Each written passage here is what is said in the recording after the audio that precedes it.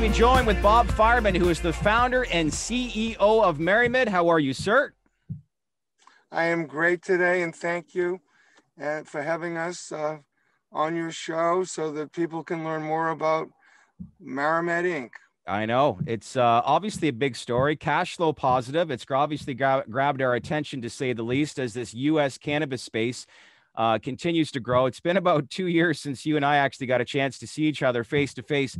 Not much has changed in the industry since then, right? Well, the world has been stagnant, but we're all meeting the challenge of this pandemic. We're all trying to survive. Cannabis industry, fortunately, was an essential industry as on the medical side.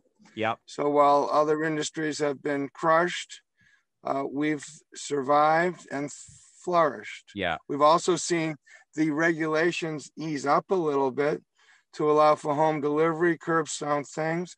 In some of the more rigid compliance states, we've gotten advantages to move things forward that normally would take years to do. Yeah. So our company, 2020 was a breakout year for us. We refocused our cannabis core business, and we took our revenue, which we just announced today, from 16 million to almost 51 million. It's great. We had a negative EBITDA, and I think today we showed around 16, 17 million in EBITDA.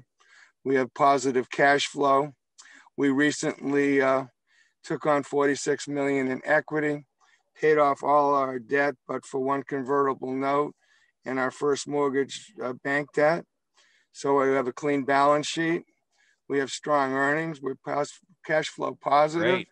And we're in the midst of our consolidation strategy. Yeah. One of the big reasons for 2020, we started years ago with a very experienced management team, but we originally looked on as a consultant, Okay. where our revenue was from real estate and management fees and licensing fees. And we've now consolidated 2 of the 6 states we're dealing with into our public shell, where we can report those income. Yep. Those states happen to be Illinois and Massachusetts, which both recently allowed for both medical and adult use. Yep. And over the course of 2020, with that revenue in Illinois, when they adult, our 2 medical cannabis dispensaries were now both co-locating with adults. We opened a 3rd adult in Mount Vernon, Illinois, Yep. in the 3rd quarter. And now we're opening our 4th. That's in great. Massachusetts. We got adult use authority in August of 2020. And we finally ramped up our 70,000 foot cultivation and manufacturing facility in New Bedford, Massachusetts, to full ramp, where we're producing 1,000 to 1,200 pounds of cannabis per month. So when our brands, that's phenomenal. When I look at your business, okay, you talked about revamping. You know, let's face it, there's a lot of companies that went through some challenges, especially over the last 12 to 18 months. When you say you've revamped, you've obviously, like I said, consolidated a lot of your business operations. We like to look at companies right now. Yes, you have the big 4 MSOs, which is like Cresco, Green Thumb, True Leaf, and Cureleaf, that are at the forefront of this industry. We look at a lot of great opportunities as this U.S. cannabis landscape is growing. You're one of them. So as you, as I said, consolidate these business operations, you anticipate somewhere between $100 and $200 million in annualized revenue. Are you still on target with that build-out projection? Today, we filed our 10K last night. Yeah. With our press release. And we announced we did almost $51 million in revenue. Yeah. And we put out guidance for $100 million for 2021 and EBITDA of 30 million for 2021. Now, we put that out as our first guidance to be real conservative. Okay. When we open, that doesn't include adding 2 more dispensaries in Massachusetts. It doesn't include the 4th. And in 2020, we didn't have a full ramp up for all the assets we put into place. Mm-hmm. So just if things continue the trend we will double our revenue to over $100 million this year. That's great. With a $30 million EBITDA And, compared to some of the bigger MSOs that have gone out and got a lot of money and leveraged and made acquisitions and try to assimilate all these different businesses into one big company. All our companies, we've organically grown. Okay. We've won those application licenses. We've built the buildings. We've used our standard best practices. We've created the sales force. And the risk profile for us is much less. And we're going to do at least 100 million this year with great earnings. And I used to think bigger was better. Sometimes I'm not so sure. So what MariMed is we're positioned as a platform to do acquisitions, M&A. What we're trying to do is get our messaging right by getting on shows like yourself so that we can tell the world that we're really a fully seat to sale, right, profitable MSO poised for growth. What we need to do is get our stock. We need to let this marketplace know that we're trading at whether you take our EBITDA or our enterprise value, we're not getting an average peer multiple of other MSOs. Your stock has surged a bit though. Your stock has surged a bit since November though, but you still feel it's extremely undervalued. We're still at a 2 or 3 multiple, and others are at 13 to 30. Yeah. So if some people might say that our stock should be $3 to $5 today, and it's not.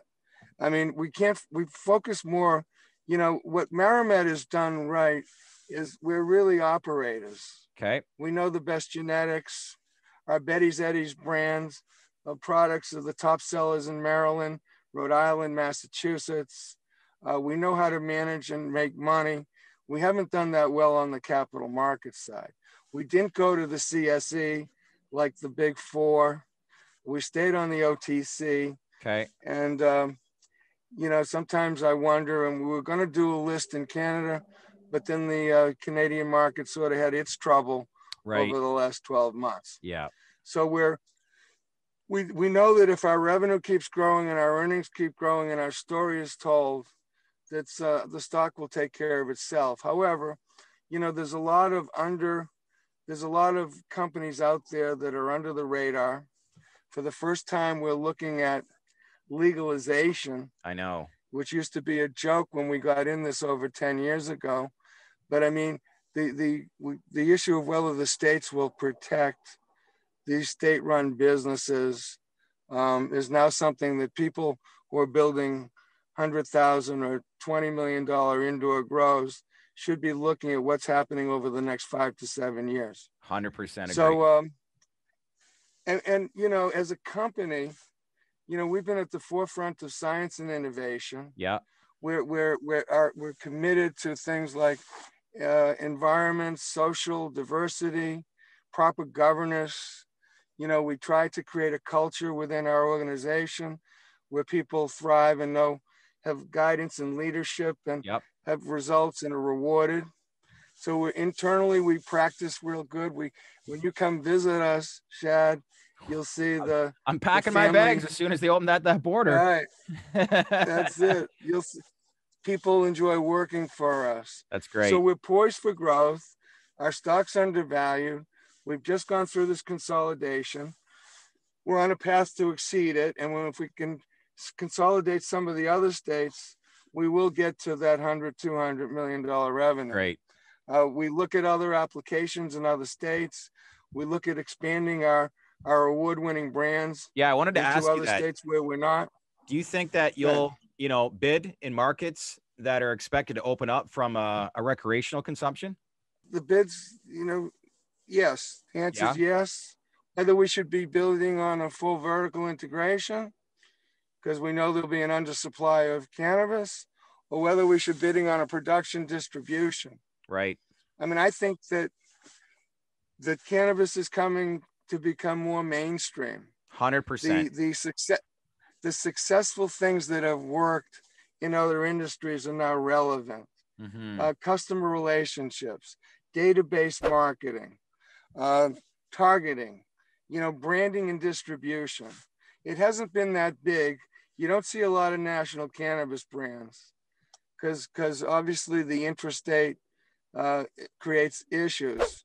But a lot of the big MSOs are spending money on it. Where do you see it in 5 years? How does the landscape look? I know 5 years is a long time because this industry moves so rapidly over, let's say, a 30 to 60-day time frame. But, you know, as far as social acceptance and like marketing and branding opportunities, where do you think this landscape is over the next couple of years? I think it's going to be a differentiator. Yeah. I think the people that understand database, the people that are communicating with their clients, why does someone use cannabis?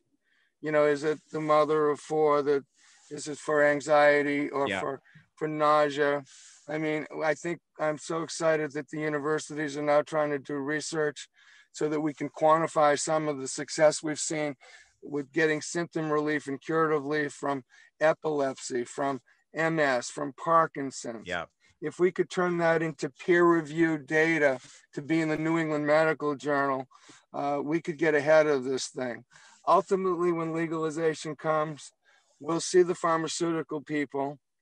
They'll look for companies like ours that are proper, good citizens, that follow ESG, that are compliant, that are in multiple states when they get to the issue of building or buying. I think we'll be one of the companies that they'll look at because we practice those great social and governance principles, and that we're profitable and making money and have accumulated knowledge. That's great. Last thing I wanted to ask you, I want to talk about your Hadron Healthcare Fund agreement that you basically support an acquisition and long-term debt obligations. You recently closed $46 million in financing a facility with Hadron Healthcare Fund. So what kind of flexibility does this, latest partnership do for you? Well, I think the marketplace saw that we had some issues with our short and long-term debt because of foray we made into CBD. Yeah. We restructured that long-term, but what Hadron came in, and they're a company that's invested in some of the big four that you know about. And they looked at us as the most undervalued company with a platform for growth. So they came up with the 46 million. There's some additional money in warrants, but they allowed us to clean up our balance sheet and pay off all our debt, but for one note in the bank debt. They allowed us to give us this in the initial tranche, there was 7 million to upgrade our capacity for additional canopy. We've put GMP kitchens in place. We've put expanded production, automated equipment. Yeah. So it's helping us across the board. The balance of the funds is to consummate the consolidation of 2 other states in our consolidation plan, which will, so now we have the money in place. Everything in this industry is subject to state approval, but with the capital now. So I think it's had a positive industry that the marketplace knows that there's a capital partner with unlimited capital resources to support what we have now, and will support any new opportunities that come to us. And I'm sure they'll bring us some. So they're looking for us to be.